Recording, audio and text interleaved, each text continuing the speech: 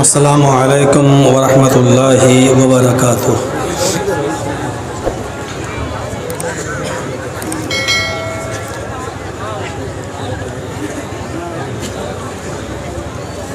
अल्हम्दुलिल्लाह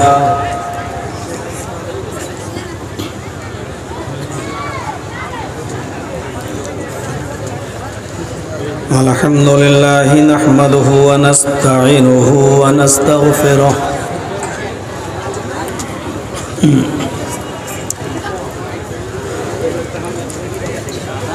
व नऊज़ु बिल्लाहि मिन शुरूरि अनफुसिना व सय्यिआति अअमालिना मन यहदिहिल्लाहु फला मुज़िल्ल लहु व मन युज़लिल्हु फला हादिय लहु व अशहदु अल्ला इलाहा इल्लल्लाहु वहदहु ला शरीक लहु व अशहदु अन्न मुहम्मदन अब्दुहु व रसूलुहु अम्मा बाद फ़इन्न खैरल हदीस किताबुल्लाह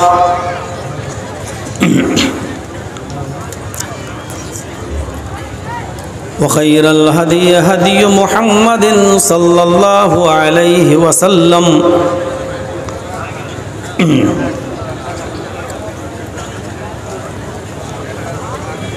व शर्रुल उमूरि मुहदसातुहा व कुल्लु मुहदसतिन बिदअह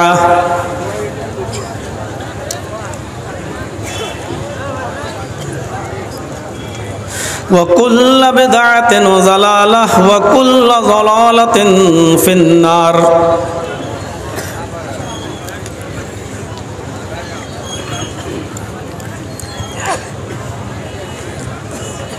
अऊज़ु बिल्लाहि मिनश शैतानिर रजीम।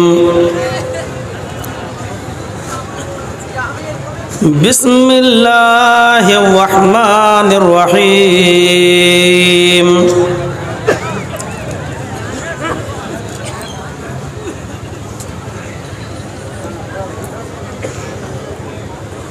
या बनी आदम खुज़ू ज़ीनतकुम इंद कुल्लि मस्जिद वकुलू वशरबू वला तुसरिफू इन्नहु ला युहिब्बुल मुसरिफीन। रब्बि इश्रह ली सदरी वयस्सिर ली अमरी वहलुल उक़दतम मिन लिसानी यफ़क़हू क़ौली।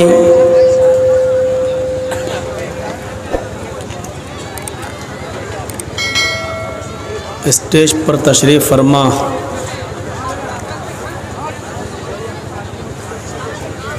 आपके इस इलाक़े के हिरनपुर हाथकाठी और उसके अतराफ़ व अकनाफ़ के मुअक्कर उलमाए किराम,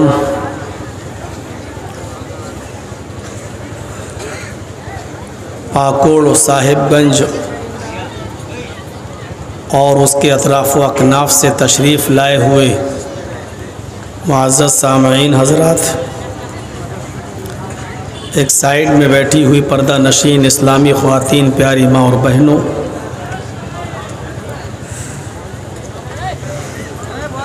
एक तवील अरसे के बाद इस इलाक़े में मेरी आमद हो रही है और आपके इस इलाक़े की मारूफ़ शख्सियत जो हमारे कदीम दोस्त भी हैं, जनाब मुस्लिहुद्दीन साहब, बार बार उन्होंने फ़ोन किया और कई दिनों से बराबर कांटेक्ट में रहे और जब तक ये प्रोग्राम 27 फरवरी का उनको मिल नहीं गया तब तक उन्होंने मुझे चैन की सांस नहीं लेने दी। काफ़ी कोशिश उन्होंने की और बहरहाल उनकी कोशिशें रंग लाईं और प्रोग्राम उनको मिला। और सबसे बड़ी बात यह है कि मैं इस प्रोग्राम में शिरकत कर लिया, क्योंकि अभी कई प्रोग्राम में हम जा नहीं सके। 21, 22, 23, 24, 25 और 26 ये प्रोग्राम हमारे बिहारी इलाके में थे, किसी प्रोग्राम में हम नहीं जा सके। 26 का प्रोग्राम भी जामिया सल्फिया के मुफ्ती साहब नूरुल हुदा साहब बेचारे अपने इलाके के लिए लिए हुए थे, लेकिन बदकिस्मती ये रही कि मैं उनके जलसे में भी नहीं जा सका। जल्दी जल्दी कोर्ट की तारीख़ें पढ़ती रहीं। लॉकडाउन के बाद तारीख़ें थोड़ा जल्दी मिल रही हैं, हर दूसरे तीसरे दिन, इसलिए मुझे सबसे पहले अपने आप को भी देखना है, तो परेशानी थी और मैं नहीं जा सका। ये 2 दिन का टाइम मिल गया, सैटरडे को यानी कल और परसों 2 दिन कोर्ट बंद थी। तो मैंने मुस्लिहुद्दीन साहब से कहा कि आपके यहाँ लगता है कि मैं पहुँच जाऊँगा इंशाअल्लाह। बहरहाल आनन फानन मैंने जल्दी से टिकट निकाला और आजकल आप जानते ही हिंदुस्तान में हर काम जुगाड़ से चलता है। टीटी से सेटिंग वेटिंग करी, वरना तो आजकल कंफर्म टिकट हो तभी आप जा सकते हैं। फ़ौरन टिकट लेंगे तो अलाउ ही नहीं है। 1 नंबर भी वेटिंग रह गया तो ट्रेन में नहीं बैठने दे रहे हैं। आजकल कोरोना ने ऐसा अपना माहौल ख़राब करके रखा है पूरे हिंदुस्तान का कि लगता है कि सिर्फ ट्रेनों में जो बैठ के सफ़र कर रहे हैं उन्हीं को हो सकता है, और जो भाषणों में और जो चुनाव में प्रचार कर रहे हैं उनके लिए कोरोना है ही नहीं, शायद उनसे भागता है। वो सिर्फ जलसों में होता है या मरकज़ में निज़ामुद्दीन में मौलाना साहद साहब के मरकज़ में होता है, और जहाँ नेता लोग प्रचार करेंगे चाहे वो लाखों की तादाद में हो, वहाँ कोरोना नहीं होता है। कोरोना मस्जिदों में होता है, कोरोना हॉस्पिटल में होता है, कोरोना ट्रेनों में होता है, कोरोना चुनाव प्रचार में नहीं होता है। तो हम भी उसी के शिकार हैं। अल्लाह ताला ने यहाँ तक पहुँचाया। अल्लाह ताला से दुआ है कि बारेला बहुत देर तक आप बैठे हैं, थोड़ा और बैठिए और अल्लाह हमारे बैठने को कबूल फरमाए। जो बातें कही गई हैं और कही जा रही हैं, अल्लाह कहने वालों को और सुनने वालों को अमल की पूरी तौफीक अता फरमाए। एक मौजू मैं उठा रहा हूँ आज, इस मुआशरे की इस्लाह पर उसकी बहुत ज़रूरत है। हर चीज़ में हम फजूल ख़र्ची देख रहे हैं। फजूल ख़र्ची सिर्फ यही नहीं होती है कि शादियों में हम 200-300 आदमियों की बारात ले जाएं, तरह तरह के पकवान पकाएं,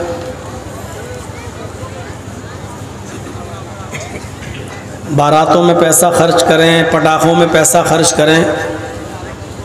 सिर्फ फजूल खर्ची यही नहीं होती।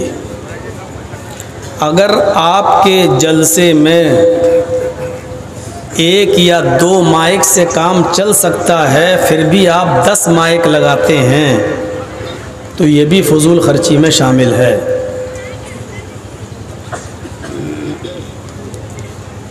आपने अगर 10 मौलाना को स्टेज पे बुलाया है और दावत दी है और उसके लिए 2-3 या 10 मीटर का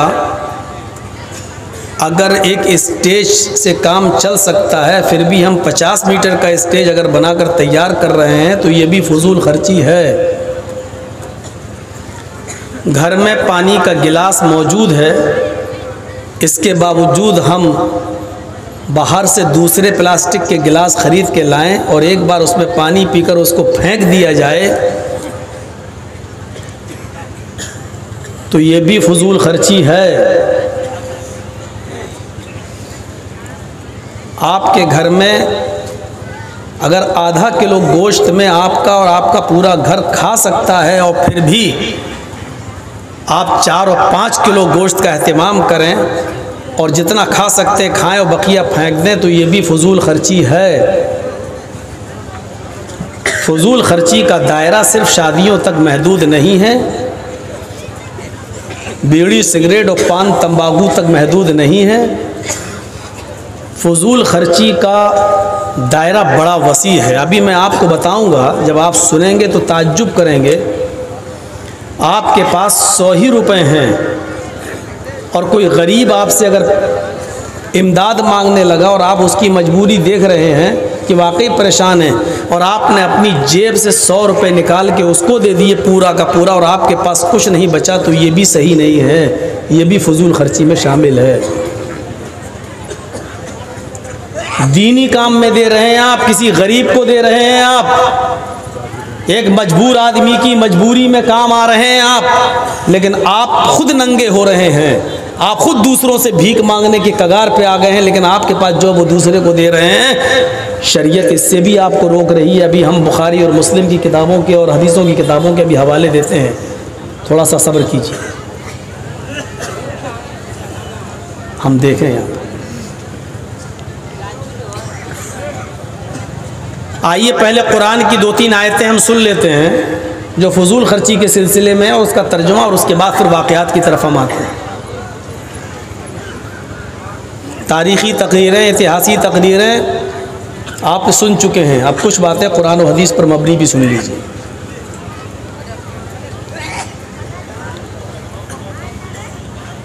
पहली आयत वो है जो मैंने खुतबे मसनूना के बाद पढ़ी है। उस आयत के एक एक लफ्ज़ को पहले गौर से सुनिए। या बनी आदम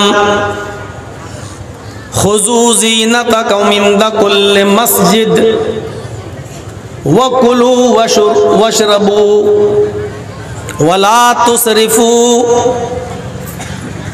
इन्नहु ला युहिब्बुल मुसरिफीन। कुरान करीम की आयत। आए आदम के बेटो, आए आदम की औलाद, आए आदम की संतान, जब भी तुम मस्जिद के अंदर जाओ तो मस्जिद में जाते वक्त तुम जीनत अख्तियार कर लिया करो, मुकम्मल कपड़े पहन लिया करो, खूबसूरत ड्रेस पहन लिया करो, अच्छी जीनत अख्तियार कर लिया करो।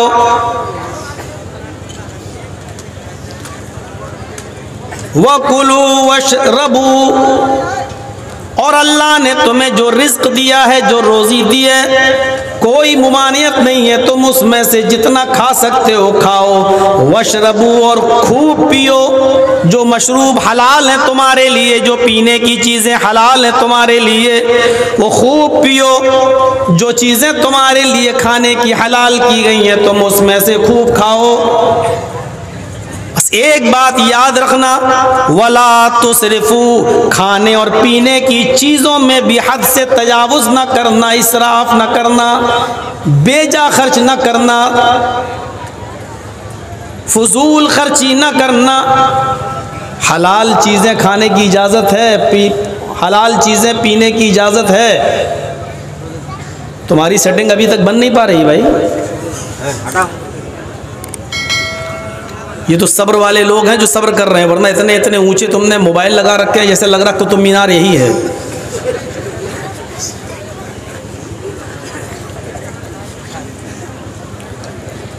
पहले कह रहा अल्लाह खाओ, और फिर ये कह रहा है पियो, यानी खाने और पीने की चीजों में नहीं रोक रहा है, लेकिन उधर भी एक एहतियात बरत। क्या कहा गया? वला तुसरिफू, खाने और पीने की चीज में भी फजूल खर्ची मत करना, बेजा इसराफ मत करना, ज्यादा हद से तजावुज मत करना। और आगे एक उसूल बता दिया, इन्नहु ला युहिब्बुल मुसरिफीन, बेशक यकीनन अल्लाह ताला हद से ज्यादा तजावुज करने वालों को, बेजा खर्च करने वालों को पसंद नहीं करता है। गोश्त खाने से नहीं रोका है, खाओ, लेकिन अगर आधा किलो में काम चल रहा है तो 1 किलो खा रहे हो या 1 किलो ला रहे हो और आधा बेकार हो रहा है, ये फजूल खर्ची में शामिल है। आपको मालूम है कि एक गिलास दूध हम पी सकेंगे, 2 गिलास पी लेंगे तो मेरा लीवर, मेरा हाजमा खराब हो जाएगा, हमें मोशन हो जाएंगे। लेकिन फिर भी चूंकि दूसरे का है, दूसरे के यहाँ खाने को मिल रहा, पीने को मिल रहा, तो 1 गिलास पी लिया और हाथ लाइए, वो भी पी गए। जबकि आपको मालूम है कि हम 1 गिलास ही पी सकते हैं, दूसरा गिलास हमें नुकसान कर सकता है, आप पी रहे हैं, ये फजूल खर्ची में शामिल है। और इसकी दलीलें अभी मैं दूंगा, अभी बहुत अच्छा लग रहा है मौलाना साहब, इसमें भी फजूल खर्ची है। हाँ, सहाबा किराम ऐसे ऐसे आपको मिलेंगे, पूरा का पूरा माल खर्च करना चाहते थे, लेकिन अल्लाह के रसूल ने रोक दिया, नहीं तुम ऐसा नहीं कर सकते। दीन के काम में वो माल खर्च कर रहे हैं, लेकिन अल्लाह के रसूल उनको दीन के काम में भी सारा का सारा माल खर्च करने की इजाजत नहीं दे रहे हैं। बस थोड़ा सा सब्र करिए और फिर देखिए, जब दीन के काम में आप हद से ज्यादा तजावुज नहीं कर सकते हैं तो फिर सोचिएगा शादी में, ब्याह में, बीड़ी सिगरेट में, पान तंबाकू में, शराब नोशी में, अपने बेटे और बेटियों की शादी में हम हद से ज्यादा आगे बढ़ जाते हैं। बारातियों के ले जाने और लाने और ले जाने में, और बारातियों को खाना खिलाने में, 1 से ज़्यादा खाना पकवान 20-20 आइटम बनाने में हम कहाँ खर्च कर सकते हैं, जब दीनी काम में हद से आगे बढ़ना जायज़ नहीं है। एक लिमिट मुतय्यन की, इस चीज़ को याद रखिएगा। या बनी आदम, पहली चीज़, खुज़ू ज़ीनतकुम इंद कुल्ल मस्जिदिन वकुलू वशरबू। आए आदम के बेटो, आए आदम की संतान, जब तुम मस्जिद में जाया करो तो जीनत अख्तियार कर लिया करो, मुकम्मल लिबास पहन लिया करो। यह आयत उस वक्त नाजिल होती है जब अरब के अंदर मुहम्मदुर रसूलुल्लाह सल्लल्लाहु अलैहि वसल्लम के आने से पहले दीन इब्राहीमी के पैरोकार, दीन इब्राहीमी के मानने वाले जब मुतअद्दिद बिदअतों में मुलव्वस हो चुके थे, और नबी अकरम सल्लल्लाहु अलैहि वसल्लम के नबी बनने से पहले दीन इब्राहीमी के मानने वाले अरब के लोग जब खाने काबा का तवाफ करते थे तो उनके मर्द तो कपड़े पहनकर तवाफ करते थे, लेकिन अरब की औरतें खाने काबा का बिल्कुल नंगी होकर, बरहना होकर तवाफ करती थी।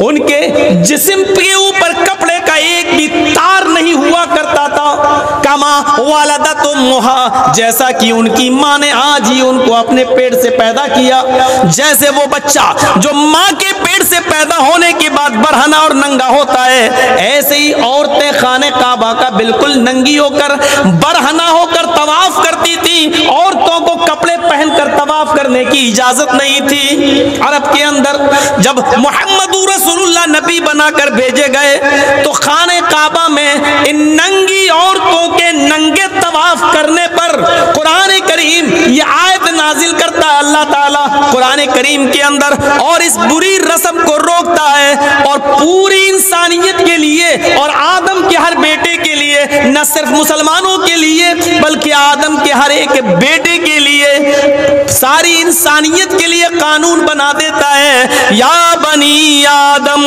खुज़ू ज़ीनतकुम इंद कुल्ल मस्जिद, आए आदम के बेटो, आए आदम की औलाद, जब भी तुम किसी अल्लाह के घर में जाओ, मस्जिद में जाओ, तो न कोई मर्द नंगा तवाफ करेगा, न कोई औरत नंगी जाएगी। सबको हुक्म है, आए आदम की औलाद, औलाद में मर्द भी हैं और औरतें भी शामिल हैं। जब भी तुम मस्जिदों में जाया करो, जब भी तुम अल्लाह के घर में जाया करो तो ज़ीनत अख्तियार कर लिया करो, मुकम्मल कपड़ा पहन लिया करो, मुकम्मल लिबास पहन लिया करो। लिबास में कंजूसी नहीं, मुकम्मल लिबास पहना करो।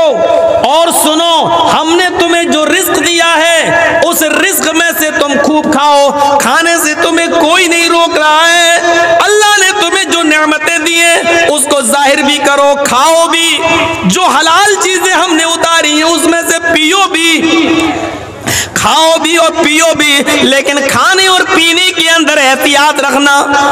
वला तुसरिफू, हद से आगे मत बढ़ना, हद से तजावुज मत करना। इन्नहु ला युहिब्बुल मुसरिफीन, अल्लाह ताला बेजा खर्च करने वालों को पसंद नहीं करता। कुरान की एक आयत ये है जो मैंने आपके सामने पढ़ दी है। आइए ज़रा दूसरी आयत की तरफ आइए। पहले मैं 2-3 आयतें पढ़ दे रहा हूँ ताकि आपका जहन बन जाए कि फजूल खर्ची सिर्फ वही नहीं है जो हम सोचे हैं। आइए एक दूसरी चीज़, अल्लाह दूसरी जगह फरमाता है कुरान में, हाफिज़ों से पूछिएगा कुरान में ये आयत कहाँ है। वआतिज़ल क़र्बा हक़्क़हू वल मिस्कीन वब्नस सबील वला तुबज़्ज़िरू तबज़ीरा इन्नल मुबज़्ज़िरीना कानू इख़वानश शयातीन। कुरान की इस दूसरी आयत पर ज़रा नज़र डालिए। अल्लाह ने यहाँ पर भी 2-3 चीज़ें बताई। वआतिज़ल क़र्बा, हमने तुम्हें जो दौलत दी है, हमने तुम्हें जो माल दिया है, तुम उस माल को अपने क़राबतदारों पर खर्च करो, उनका हक़ अदा करो। वआतिज़ल क़र्बा हक़्क़हू, अपने क़राबतदार का हक़ अदा करो। क़राबतदारों में, आपके रिश्तेदारों में जो गरीब हैं उनका ख्याल रखो। वल मिस्कीन, हमने तुम्हें जो माल दिया उसमें मिस्कीन का भी ख्याल रखो। जो चीज़ बताना चाहता हूँ वो अब आ रही है। वब्नस सबील, और जो मुसाफिर हैं, परेशान हाल हैं, उनको लंबा चौड़ा सफ़र करना है, वो गलती से या पैसे न होने की वजह से फंस गए और तुम्हारे दरमियान आ गए, तुम उन मुसाफिरों का भी ख्याल रखो। कितने लोगों का ख्याल रखने के लिए कहा अल्लाह ताला ने? वआतिज़ल क़र्बा हक़्क़हू, अपने क़राबतदार रिश्तेदारों का ख्याल रखो, जो गरीब हैं उनका अदा करो। वल मिस्कीन, मिस्कीन किसको कहते हैं? जिसके पास वाकई कुछ न हो लेकिन शर्म की वजह से वो ज़बान नहीं खोल पा रहा है, आपके सामने हाथ नहीं फैला पा रहा है। आप जानते हैं कि ज़रूरतमंद है लेकिन उसकी गैरत उसको मजबूर कर रही है और वो बेचारा आपके सामने हाथ नहीं फैला पा रहा है। ये मिस्कीन कहलाता है। इन मिस्कीनों का भी ख्याल रखो जिनके बारे में तुम जानते हो कि वाकई ज़रूरतमंद है लेकिन वो अपनी ज़बान से तुमसे मांग नहीं रहा है, कह नहीं रहा है, उसकी गैरत, उसकी खुददारी मजबूर कर रही है। न मांगने पर उनको भी ढूंढो और तलाश करो। अपने क़राबतदारों का, रिश्तेदारों का ख्याल रखो, उनका हक अदा करो, मिस्कीनों का हक अदा करो। वब्नस सबील, और अपने मुसाफिरों को भी ढूंढो, उनका भी हक अदा करो। लेकिन जब इनको खर्च करो, जब इनको तुम अल्लाह की राह में दो, जब फी सबीलिल्लाह इनके दरमियान तुम कुछ चीजें खर्च करो तो इस बात का ख्याल रखना, वला तुबज़्ज़िरू तबज़ीरा, इनको देते वक्त भी तुम फजूल खर्ची मत करना। वला तुबज़्ज़िरू तबज़ीरा, बहुत ज्यादा माल इनमें मत लुटा देना, ऐसा ना करना। मिस्कीन को तो तुम अमीर कर दो अपनी दौलत से, लेकिन फिर तुम्हें भीख मांगने की नौबत आ जाए। अपना एक घर है वो किसी गरीब को दे दो और खुद सड़कों पर भीख मांगते फिरो। वला तुबज़्ज़िरू तबज़ीरा, जब तुम इन लोगों का हक अदा करो तो याद रखना उसमें भी फजूल खर्ची नहीं होनी चाहिए। और एक उसूल याद रखना, इन्नल मुबज़्ज़िरीना कानू इख़वानश शयातीन, फजूल खर्ची चाहे गलत कामों में हो या सही कामों में हो, फजूल खर्ची है और फजूल खर्ची करने वाले शैतान के भाई हैं। गलत कामों में फजूल खर्ची तो समझ में आ रही है, लेकिन अच्छे कामों में भी फजूल खर्ची इसको मना कर रहा अल्लाह ताला, ये समझ में नहीं आ रहा। अभी वाक़यात जब रखेंगे आपके सामने तो सब पूरा नक्शा सामने आ जाएगा। वला तुबज़्ज़िरू तबज़ीरा, फजूल खर्ची मत करना। जब तुम अल्लाह की राह में खर्च करो तो उसमें भी फजूल खर्ची नहीं होनी चाहिए। इन्नल मुबज़्ज़िरीना कानू इख़वानश शयातीन, फजूल खर्ची करने वाले शैतान के भाई हैं। वकानश शैतानू और शैतान लिरब्बिही कफूरा, अपने रब का बड़ा ही नाशुक्रा है। जो शैतान अपने रब का नाशुक्रा हो वो तुम्हारा शुक्रगुजार कैसे हो सकता है? जो अपने रब की नाफरमानी करता हो वो तुम्हारा मोहसिन कैसे हो सकता है? वो तुम्हारा खुला हुआ दुश्मन है। इसलिए ये उसूल भी याद रखना, क़राबतदारों का हक अदा करना, मिस्कीन का हक अदा करना, मुसाफिर का हक अदा करना, लेकिन इनका हक अदा करते हुए भी फजूल खर्ची नहीं करना। फजूल खर्ची करने वाले शैतान के भाई हैं। अब एक आयत और पढ़ने जा रहा हूँ, उसको भी आप जहन में रखिए। ये आयत आपको आपके घर पर खर्च करने के लिए कह रही है, आपकी बीवी पर, आपके बच्चों पर, लेकिन उसमें भी क्या कहा जा रहा है? वल्लज़ीना इज़ा अनफ़क़ू लम युसरिफ़ू व लम यक़तुरू व काना बैना ज़ालिका क़वामा। ये सूरह फुरक़ान की आयत है, इसको आप अपने ज़हन में रखिए। वइबादुर रहमानिल्लज़ीना यमशूना अलल अर्ज़ि हौना व इज़ा ख़ातबहुमुल जाहिलूना क़ालू सलामा वल्लज़ीना यबीतूना लिरब्बिहिम सुज्जदन व क़यामा वल्लज़ीना यक़ूलूना रब्बना अस्रिफ़ अन्ना अज़ाब जहन्नम इन्ना अज़ाबहा काना ग़रामा। ये पूरे अल्लाह ने अपने नेक बंदों के औसाफ बयान किए हैं, और ये औसाफ बयान करने के बाद फिर फरमाया वल्लज़ीना इज़ा अनफ़क़ू लम युसरिफ़ू व लम यक़तुरू व काना बैना ज़ालिका क़वामा। आए मेरे बंदो, आए मेरे बंदो, जब तुम अपने बीवी पर, अपने बच्चों पर, अपने घर वालों पर खर्च करो, हमने तुम्हें जो माल दिया है वो अपने बीवी बच्चों पर खर्च करो, लेकिन जब खर्च करने पे आओ, जब अपने बीवी बच्चों पर माल खर्च करने का नंबर आए, लम युसरिफू, बेजा खर्च नहीं करना, नाजायज खर्च मत करना, जरूरत से ज्यादा खर्च मत करना, इसराफ मत करना, वलम यक़तुरू, और बखीली भी मत करना, हाथ रोकना भी नहीं। अब बच्चा बीमार है, डॉक्टर अच्छी दवा देता है, ये 100 रुपए की दवा, नहीं जाए, इससे नहीं ले, होम्योपैथिक वाले से ले लेंगे, 10 रुपए में काम चल जाएगा। ईद और बकरीद का मौका है, बच्चे भी आपके नए कपड़ा पहनना चाहते हैं, आपकी बीवी भी नया कपड़ा पहनना चाह रही है और आपके पास है, तो आप अपनी बीवी को कपड़ा दिलाइए। आप जो खुद पहनो वो अपनी बीवी को भी पहनाओ, अपने बच्चों को भी पहनाओ। लेकिन ऐसा नहीं होना चाहिए कि आपकी गुंजाइश है 500 रुपए का कपड़ा लाने की, लेकिन आप अपनी बीवी की फरमाइश को पूरा करने के लिए अपनी गुंजाइश और अपनी हद से पार करके उसको 1500 रुपए का सूट दिलाने चले।